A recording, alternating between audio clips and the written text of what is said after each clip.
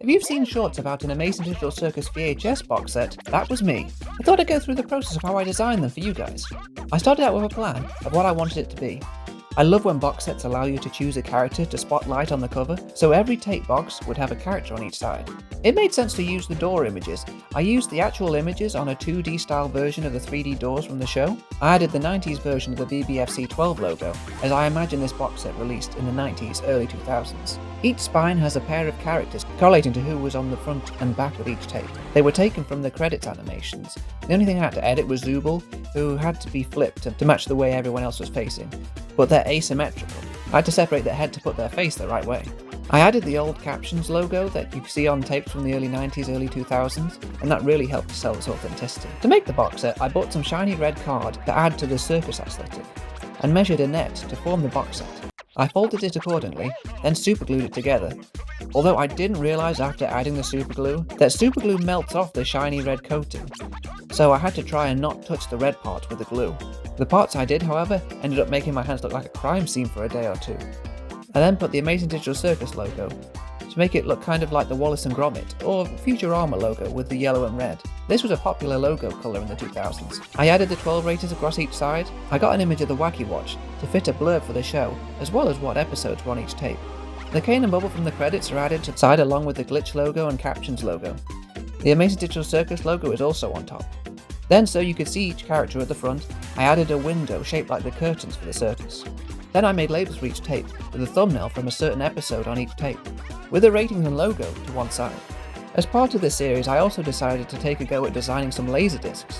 I used this Japanese release of Toy Story as reference, then purchased some black shiny card. First I used the renders for Jackson Pomni for a scenario where the last act had a laserdisc release in Japan. I used the abstraction eyes from the standee given to cinemas and edited it to work as back art for the laserdisc. I edited the banner to replace the Disney logo of the Glitch logo and the Toy Story logo with the Japanese version of the Amazing Digital Circus The Last Act. I used Pritt Stick this time because then the Murder Drones laserdisc would actually fit on 2 feature-length laserdiscs, which was normal for longer films, as the total runtime for Murder Drones is about 2.5 hours, a relatively normal length for a movie. I used this thumbnail image, however I had to paint the bits of Uzi's wings that were cut off as best I can. I hope I matched it well enough. Then I edited the banner accordingly and added the skull logo to the back. To sell them as laserdiscs, I put them in some vinyl protectors with bits of card between to add thickness. Here is the final result. What do you think?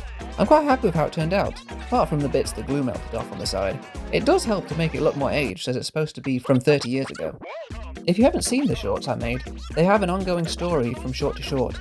I've put them all in sequence here if you want to watch them all. If not and you've already seen them, thank you for watching so much. Your support has been amazing and I'm going to keep the series going. Stay tuned for more. Special thanks to my patrons who support these projects. You make it so I can keep making these crafts that are so fun to do.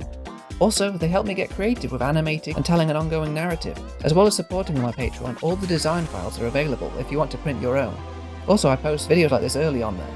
Speaking of this ongoing narrative, it's because I love telling stories. In fact, I released a book called Let's Be Titans.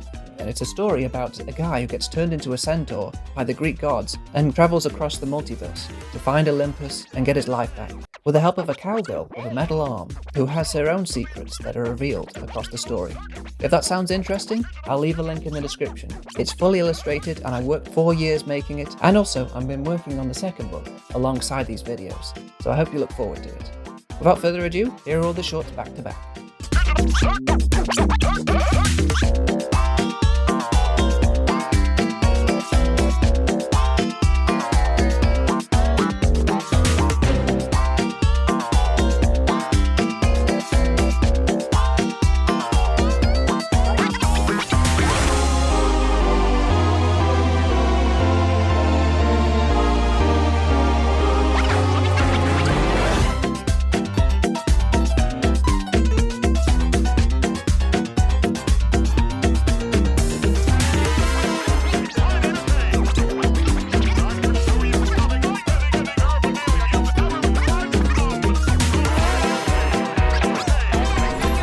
He's slow! I'm not losing him too.